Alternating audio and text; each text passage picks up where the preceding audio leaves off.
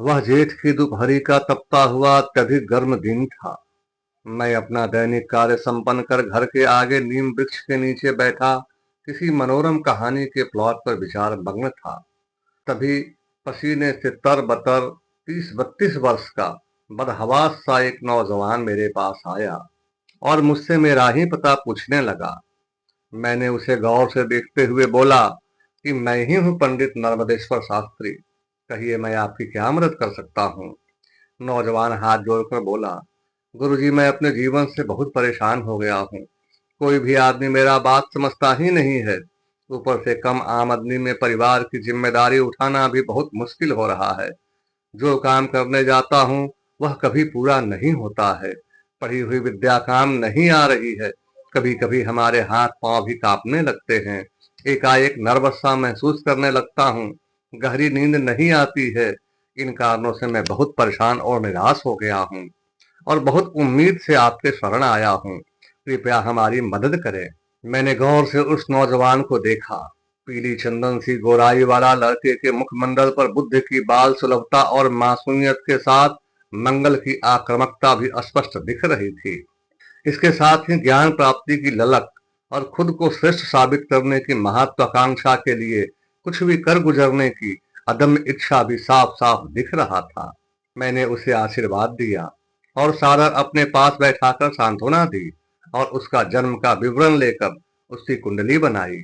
उसके कुंडली का फलादेश देखकर मैं संज्ञा शून्य हो गया। देखने में राजकुमारों सा उस लड़के का भाग्य विधाता ने गजब लिखा था। ऐसा लगता था मानो सारा दुनिया उसे बर्बाद और परेशान करने के लिए ही बना था। मैं उसके परेशानी का मूल खोजने के लिए जन्म सागर के गहराइयों में उतरने लगा। जातक के हर सवाल का सटीक और सार्थक जवाब उसकी कुंडली में ही छिपा। यह प्रथम विरोधाभास था कि लग्न स्थिर और राशि चर, लग्न स्त्री और राशि द्विस्वभाव, यानी स्त्री में पुरुष या पुरुष में स्त्री का था।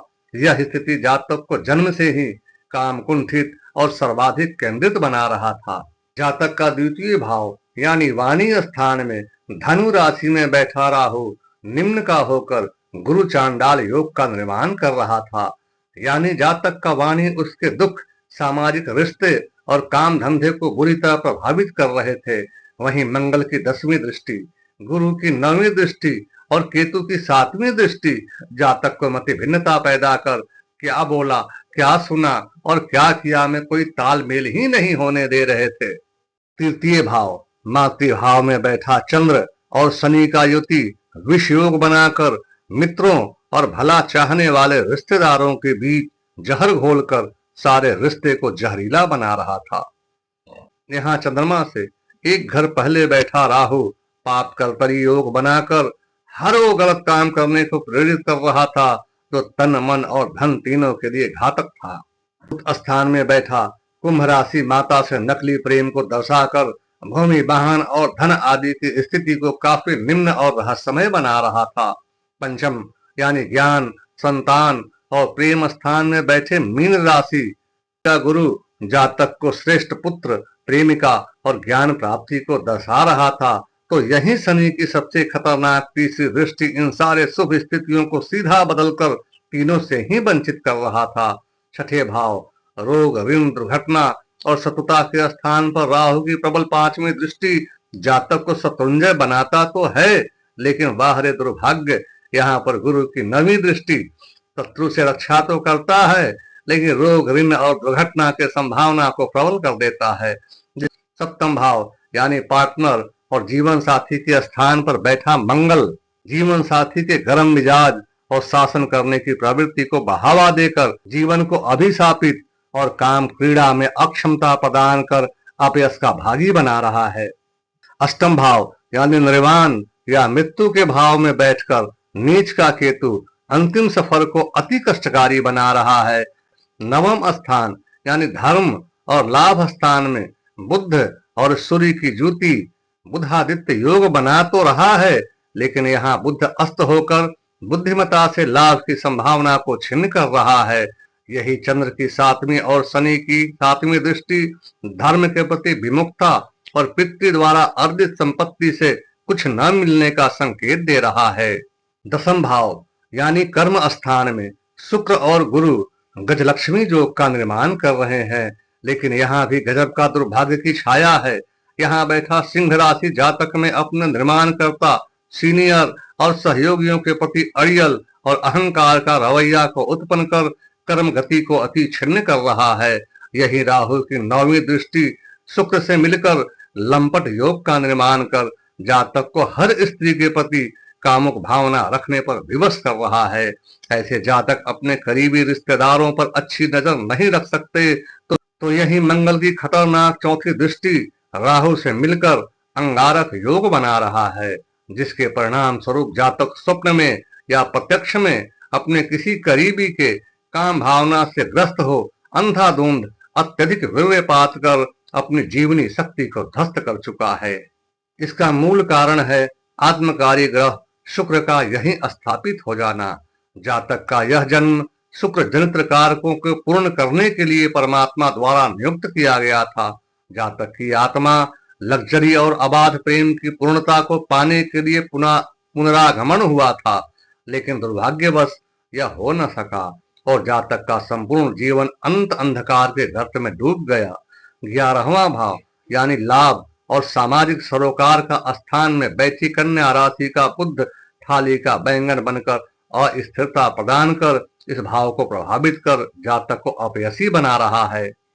12वें और चक्र के आखिरी व्यय भाव में बैठा शनि जातक को आमदनी अठन्नी और खर्चा रुपया वाली हालत पैदा कर संपूर्ण जीवन को अस्थिर और उपहास का कारण बना रहा है। जैमिनी ज्योतिष पद्धति के अनुसार हर जातक को परेशान करने के लिए, उसको जलाने के लिए कुछ निश्चित दुश्मन परमात्मा के द्वारा नियुक्त किए जाते हैं, जिन्हें दग्ध राशि कहा जाता है। प्रस्तुत जातक का जन्म चतुर्दशी तिथि को हुआ है। इस तिथि की 4 दग्ध राशियां क्रमशः मिथुन, कन्या, धनु और मीन होती है। जब इसके अनुसार विश्लेषण किया, जातक की कुंडली में प्रथम दग्ध राशि है, जो कि दूसरे भाव यानी वाणी स्थान में बैठा है। जातक का प्रथम दुश्मन खुद की वाणी है।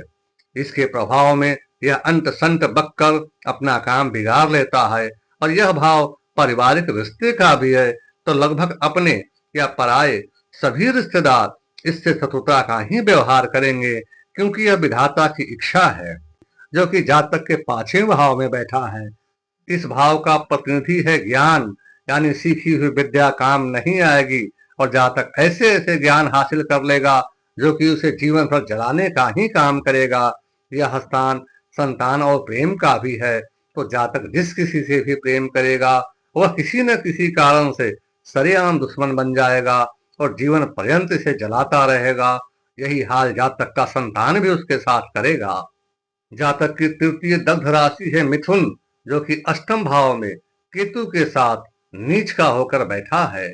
यह भाव मृत्यु के साथ पत्नी और ससुराल का प्रतिनिधित्व करता है।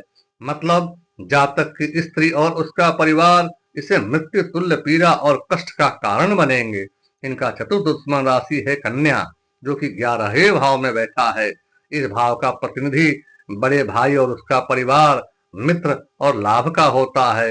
यह जिससे जातक हमेशा ठगा सा महसूस करते हुए आजीवन दरिद्र बना रहेगा। धन्यवाद।